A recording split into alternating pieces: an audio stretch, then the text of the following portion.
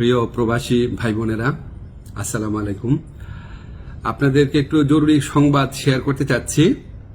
আমাদের কালকে একটা মিটিং ছিল পররাষ্ট্র মন্ত্রণালয়ে। পররাষ্ট্রমন্ত্রী ছিলেন, স্বরাষ্ট্রমন্ত্রী ছিলেন, আমি ছিলাম, আমাদের পাসপোর্ট অধিদপ্তরের কর্মকর্তারা ছিলেন এবং সংশ্লিষ্ট যে সরকারি অফিসের সবাই ছিলেন আর কি। তো আমরা সেই ডিটেইল আলোচনার মধ্যে দিয়ে আমরা কিছু সুসংবাদ পেয়েছি। প্রথমে সেটা শেয়ার করি। সেটা হচ্ছে আপনাদের পাসপোর্টে খুবই সমস্যা হচ্ছে, এটা আমরা জানি। এমআরপি পাসপোর্টে পাওয়া এই 15 ডিসেম্বর থেকে আপনারা এমআইপি পাসপোর্ট পাওয়া শুরু করবেন এবং পরবর্তী 3 সপ্তাহ থেকে 4 সপ্তাহের মধ্যে প্রত্যেকে যারা আবেদন করেছেন এমআরপি পাসপোর্ট পেয়ে যাবেন।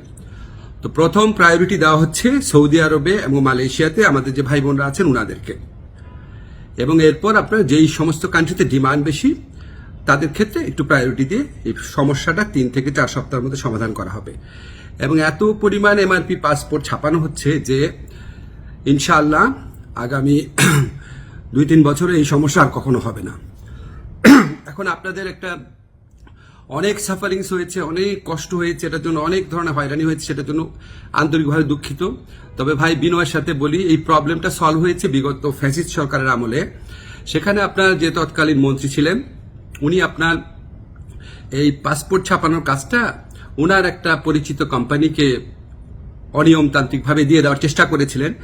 তো সেই প্রক্রিয়ায় রেজিস্ট্রেন্স করতে গিয়ে, এটা আপনার টেন্ডারিং করতে গিয়ে অনেক 1.5 বছর সময় ক্ষেপণ হয়।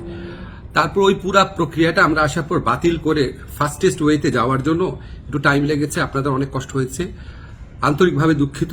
তবে ইনশাআল্লাহ 15 ডিসেম্বর থেকে পাসপোর্ট পাওয়া শুরু করবেন আপনারা, এমআরপি পাসপোর্ট।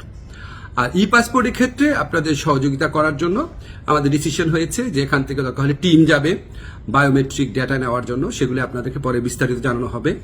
প্রবাসী ভাই বোনদের জন্য প্রতি আমাদের অনেক দায় রয়েছে, অনেক কাজ করার ইচ্ছা আছে, কিছু কিছু চেষ্টা করছি। আরো কোনো কাজে অগ্রগতি হলে আপনাদের জানিয়ে দেব। আপনারা আমার জন্য দোয়া করবেন। খোদা হাফেজ।